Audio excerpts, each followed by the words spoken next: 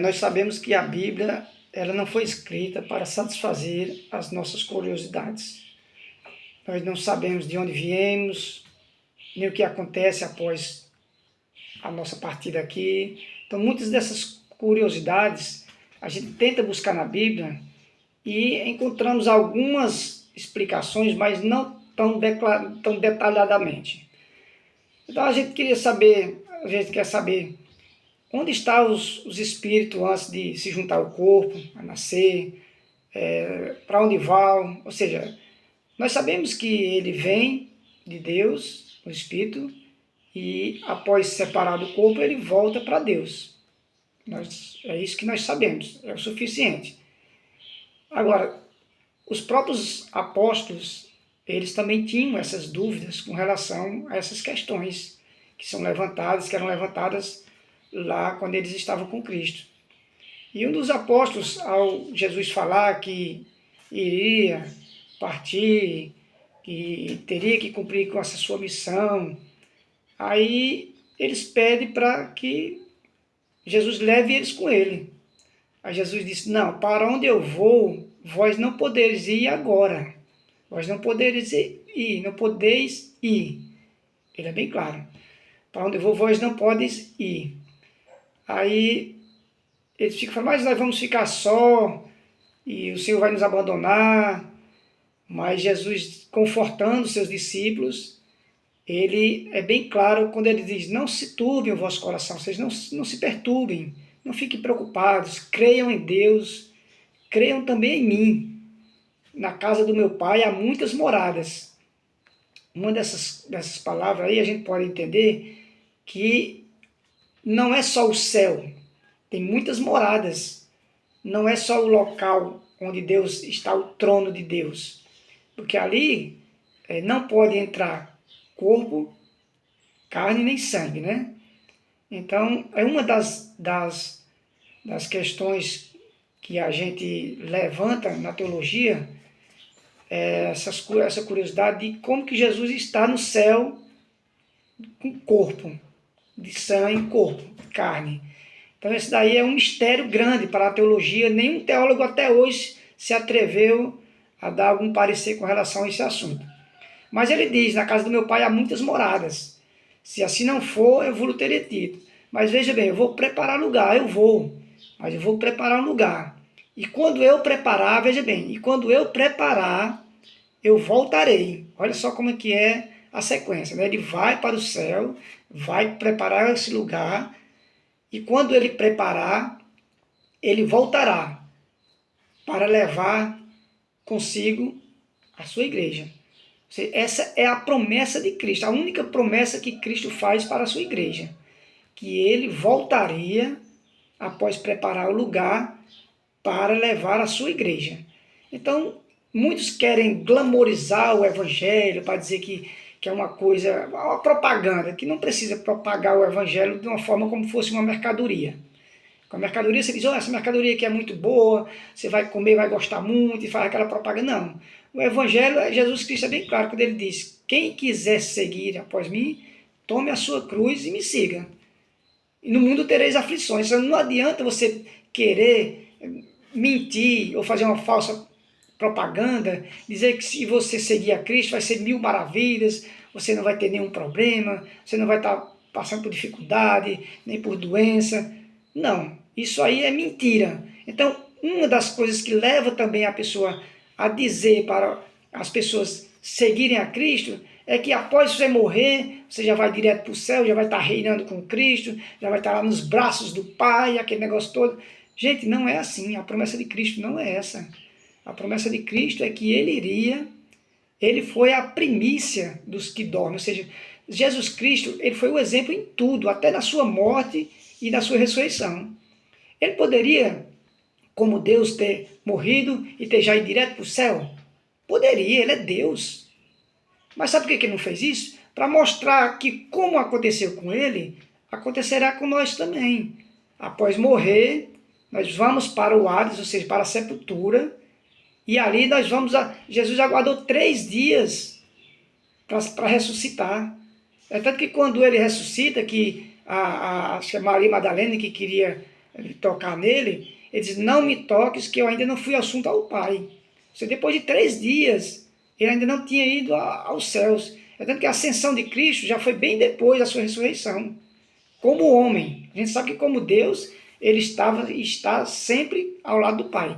Mas como homem, para dar o exemplo de como acontecerá conosco, ele morreu, ficou na sepultura 3 dias e após 3 dias ressuscitou. É o que acontecerá conosco na sua vinda. Os que estão mortos vão ressuscitar. E aí sim vão receber um corpo semelhante ao dele, ao corpo que Cristo recebeu quando foi assunto ao céu. Um corpo incorruptível, um corpo sem pecado.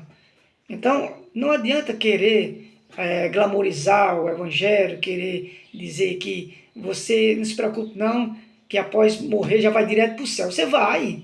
É como um abrir e fechar do olho. Você fecha aqui e já abre na presença de Deus. Mas nesse intervalo, há muita coisa acontecendo. O apóstolo Paulo, ele diz, é melhor morrer e estar com Cristo. Isso eu também digo, todos nós dizemos, é melhor morrer e estar com Cristo. Por quê? Porque ele tinha a certeza da sua salvação, ele sabia que após a sua morte, ele iria acordar na presença de Jesus. E isso vai ser, com certeza, na sua segunda vinda, após soar a trombeta, que ele descerá dos céus, e aí os mortos em Cristo ressuscitarão, e os que estão vivos serão transformados, porque nós todos receberemos um corpo semelhante ao de Cristo, porque ele é a primícia dos que dormem. Cristo foi o primeiro a ressuscitar e o único. Nós temos casos na Bíblia de ressurreição, por exemplo, Lázaro, a ressurreição de Lázaro, mas ele não ressuscitou para a vida eterna.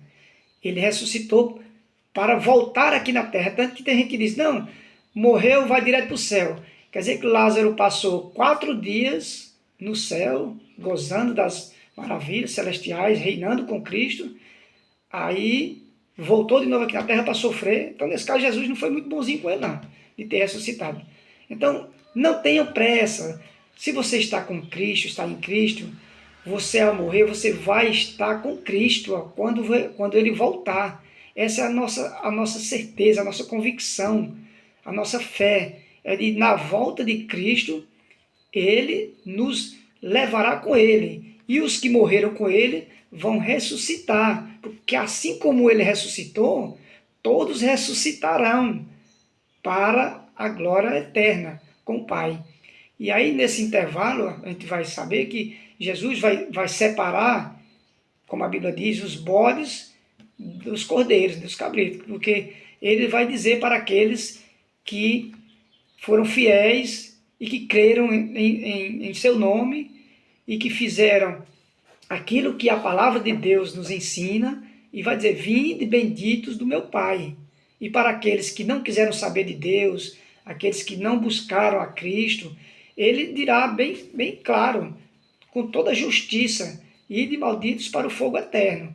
Então isso é fato, vai acontecer, mas no tempo de Deus, no tempo certo que Jesus já está declarado, decretado da sua vinda. Nós não sabemos o dia, pode ser hoje, amanhã, qualquer dia.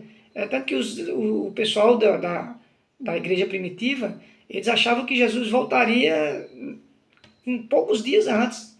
É tanto que a gente vê casos da igreja primitiva, muitos vendiam as suas propriedades e doavam à igreja, tudo. Por quê? Porque para eles Jesus iria voltar e eles iriam para o céu. Então nós não sabemos o dia, mas nós sabemos que ele voltará. Não adianta você querer pregar, iludir as pessoas, mentindo, dizendo aquilo que a Bíblia não diz. Porque a Bíblia, ela é uma fonte de inspiração, é a nossa regra de fé e conduta, mas ela não diz tudo o que nós queremos saber. Ela só diz que Jesus Cristo, ao morrer, ele foi preparar um lugar e a promessa dele é que ele voltará.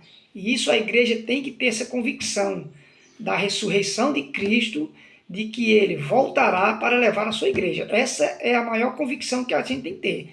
Não é querer pregar e dizer, não, aceite Jesus, que após você fechar os olhos vai estar nos braços do Pai.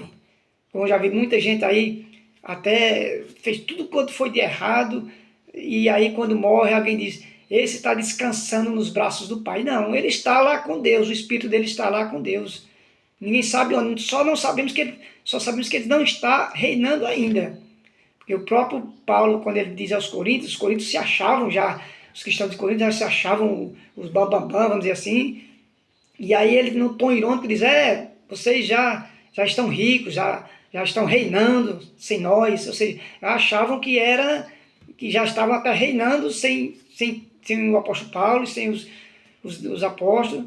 Então não é assim, todos no tempo certo. Não se preocupe que ao fechar os olhos aqui da terra, é como fechar e abrir na presença de Cristo. Nem que dure anos e anos, porque o tempo para Deus, um ano é como 1000 anos, 1000 anos é como um dia. Então Deus não está limitado no tempo, não está preso ao tempo. Então quando o nosso espírito, ele se separa do corpo, porque o corpo ele não vive sem o espírito ele tem que ter um corpo também, nós receberemos um novo corpo. E aí será a ressurreição, para a glória eterna com o Pai. Aí sim.